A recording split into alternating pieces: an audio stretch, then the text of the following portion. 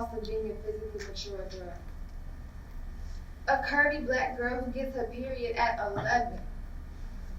A curvy black girl who gets her period at 11 who has really rough, heavy, long, bad periods. Genetics, you know?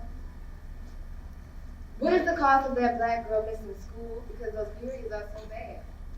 Bleeding through her clothes time and time again. What is the cost of her losing her self-esteem and losing friends? I have been on every birth control on the market. I just could not take the pain, the vomiting, all of the things that came along with having these excruciating periods.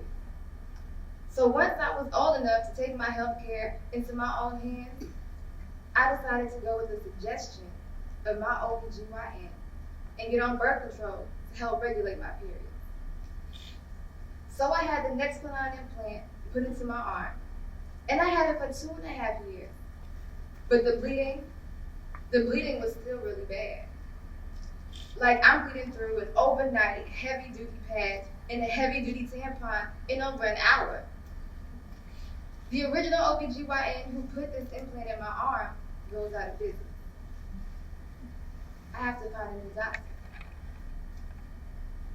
What is the cost of questioning? Researching and questioning some more. What is the cost of advocating for yourself when everyone that you're petitioning keeps treating you like you don't know what you're advocating for? $45. Every single time I went to the OBGYN, begging someone to help me with this issue. I had to pay $45.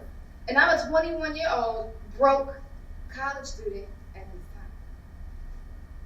I walk into the office, tell them what's going on, sit around, leave with the same answer. If you are continuing to bleed, go to the ER because it's not healthy. There is nothing we can do here for you. And then I paid them $45. I keep going back because maybe this time someone will help me.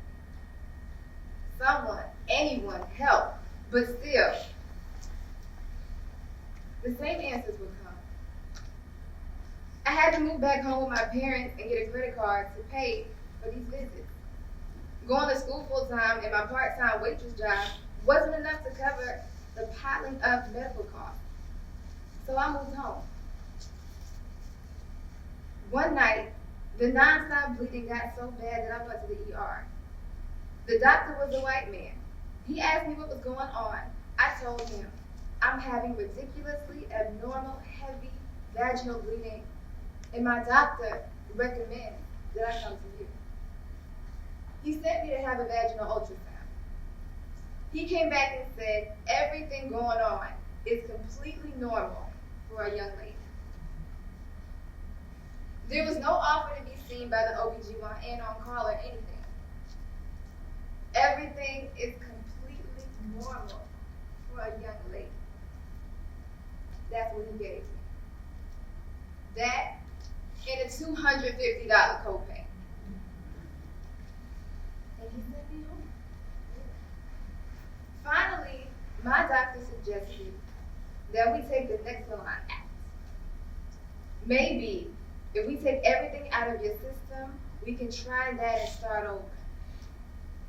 So, I'm off of birth control for 2 months. Then I tried the patch and the pill. This is all over a 4 to 5 month time span, and I'm still bleeding. Non-stop. I'm bleeding the entire time. I'm telling them that this isn't working and still nothing. I decided to take my power back, and I switched doctors at this point. I sought consult from a different doctor. They tested for a disease similar to anemia. They recommended seeking consult from a cardiologist to see if that might help because of something going on with my circulatory system. They tried that, and my results came back as a normal woman's level of being anemic. Back to the drawing board. We stopped birth control again. And after stopping all of the birth controls, nothing is changing. I'm over it at this point. And the doctor